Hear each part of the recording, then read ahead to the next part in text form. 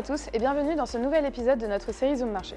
Alors que 2025 s'achève, le mois de décembre s'est inscrit dans la continuité des grandes tendances du second semestre et a apporté son lot de tensions géopolitiques, volatilité sur les marchés, chiffres macroéconomiques contrastés et banque centrale toujours à la manœuvre.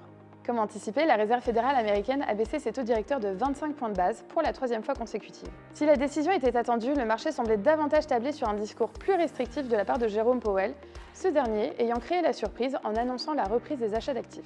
En outre, bien qu'elle ait de nouveau indiqué que ses prochaines décisions seraient dépendantes des données, les commentaires de Powell laissent penser que le FOMC pourrait marquer une pause début 2026 dans ses baisses de taux. Pour autant, le rapport de l'emploi post-shutdown a confirmé un tassement des créations d'emplois et une hausse du taux de chômage, ce qui devrait tout de même inciter la Fed à poursuivre son cycle de baisse de taux au cours de l'année.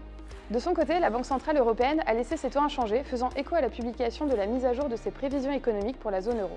Ces dernières mettent en effet en exergue une résistance de l'activité économique européenne malgré un vivier de tensions géopolitiques en expansion. Selon la BCE, la croissance du PIB devrait être supérieure à celle projetée en septembre dernier, tant pour 2026 que 2027, portée par des effets négatifs plus faibles qu'attendus.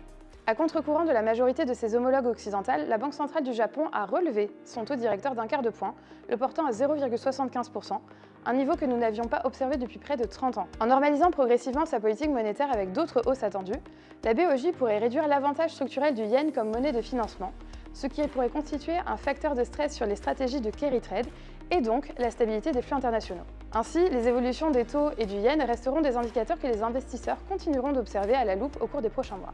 Sur le plan géopolitique, l'élément le plus marquant à sans conteste était l'intensification des tensions entre les États-Unis et le Venezuela, liée au début d'un blocus maritime américain sur les exportations de pétrole vénézuélien, qui s'est soldé tout début janvier par l'arrestation et l'exfiltration du président Maduro par les forces spéciales américaines. En Europe, cette fois, les négociations autour d'un cessez-le-feu se poursuivent, sans toutefois aboutir, mais permettent d'insuffler un vent d'optimisme sur les marchés. Enfin, en Chine, les principales réunions destinées à déterminer les orientations économiques confirment la volonté du gouvernement de soutenir l'économie à l'aide d'actions fiscales et monétaires. Dans ce contexte où les banques centrales et les tensions géopolitiques ont de nouveau dominé les news flows, l'indice des marchés mondial, le MSCI World, a enregistré un mois en léger recul à moins 0,42%, impacté notamment par le marché américain, le S&P 500 et le Nasdaq 100 baissant respectivement de 1,19% et 1,85%. A contrario, le marché européen était porteur, bien que les performances cet été une nouvelle fois hétérogènes. Dans l'ensemble, l'indice européen, l'Eurostoxx 50, a progressé de 2,17%, porté par la belle performance du marché allemand, en hausse de 2,74%. Mais c'est encore une nouvelle fois l'Espagne et l'Italie qui se démarquent, avec des performances de 6% et 3,66%, tandis que le CAC français termine légèrement positif à plus 0,56%.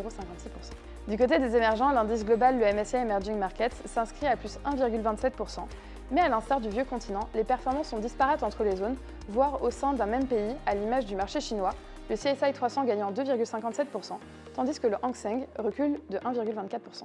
Merci d'avoir écouté ces Zoom Marché, nous vous donnons rendez-vous le mois prochain et en attendant, n'hésitez pas à contacter votre conseiller habituel ou à consulter nos actualités sur nos sites internet.